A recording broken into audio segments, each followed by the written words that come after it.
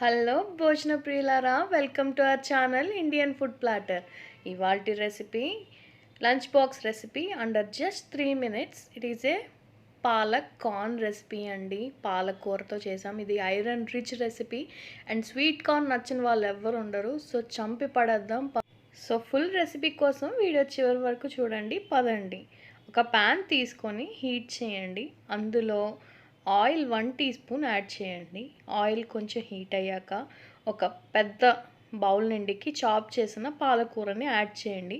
మనం just blanching కూడా చేయొచ్చు హాట్ వాటర్లో వేసి. నేను ఇక్కడ ఆయిల్ యూజ్ చేశాను. జస్ట్ 1 minute కుక్ చేసి తీసేసేయండి. తీసేసి దీన్ని స్మూత్ పేస్ట్గా చేసుకోవాలి. మనము చూసారా ఇలా కుక్ అయితే చాలు. సో చిన్న జార్లోకి తీసుకొని చిన్న పేస్ట్ చేసుకున్నాము స్మూత్గా. సో పక్కకు పెట్టేసుకొని ఇంకొక ప్యాన్ తీసుకొని స్టవ్ ఆన్ చేసుకోండి. 1 టేబుల్ స్పూన్ ఆయిల్ యాడ్ చేయండి. 1 టేబుల్ స్పూన్ గీ కూడా యాడ్ చేయండి. ఇది ఆప్షనల్. ఇప్పుడు 1 టేబుల్ స్పూన్ జీరా యాడ్ చేయండి. కొన్ని క్యాష్యూస్ యాడ్ చేసుకోండి, టేస్ట్ బాగా వస్తుంది. సో అన్నిటినీ ఫ్రై చేయండి, క్యాష్యూస్ మాడకుండా చూసుకోండి. ఇప్పుడు 1 table spoon ginger garlic paste వేసాము. అది రా స్మెల్ పోయే వరకు ఫ్రై చేసుకోండి. ఇది 1 ఆనియన్ చాప్ చేసుకొని ఇందులో యాడ్ చేసుకోండి. ఇవి ట్రాన్స్పరెంట్గా అయ్యే వరకు ఫ్రై చేయండి. ఇప్పుడు ఒక 4 గ్రీన్ చిల్లీస్ని చిన్న మీడియం ముక్కలు కట్ చేసుకొని యాడ్ చేయండి. ఇందులో మనము స్వీట్ కార్న్ 1 కప్ యాడ్ చేస్తున్నాము. మీకు ఎంత కావాలంటే అంత యాడ్ చేసుకోండి. లేతగా ఉన్నవి తీసుకోండి, ముదురు అస్సలు వద్దు. సో అలా ఒక 10 seconds ఫ్రై చేయండి, ఎక్కువ టైం పట్టదు. ఇప్పుడు ఇందాక చేసుకున్న పాలకూర పేస్ట్ని ఇందులోకి యాడ్ చేయండి, బాగా కలపండి. ఇది కూడా ఒక 20 seconds అలా ఫ్రై చేసుకుంటే సరిపోతుంది. ఎక్కువ టైం అస్సలు అవసరం లేదు. సో బాగా కలుపుకున్నాక ఇప్పుడు ఇందులో సాల్ట్ యాడ్ చేసుకుందాము. నేను 1 టేబుల్ స్పూన్ వేసాను. 1 టేబుల్ స్పూన్ గరం మసాలా వేయండి.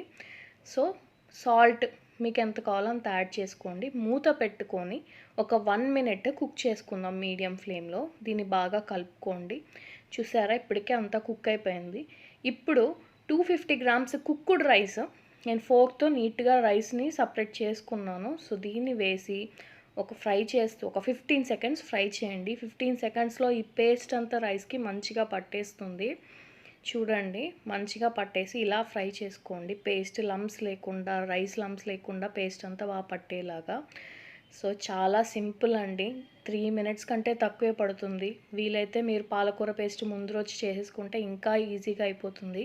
ఇప్పుడు సర్వింగ్ బౌల్లో సర్వ్ చేసుకోండి.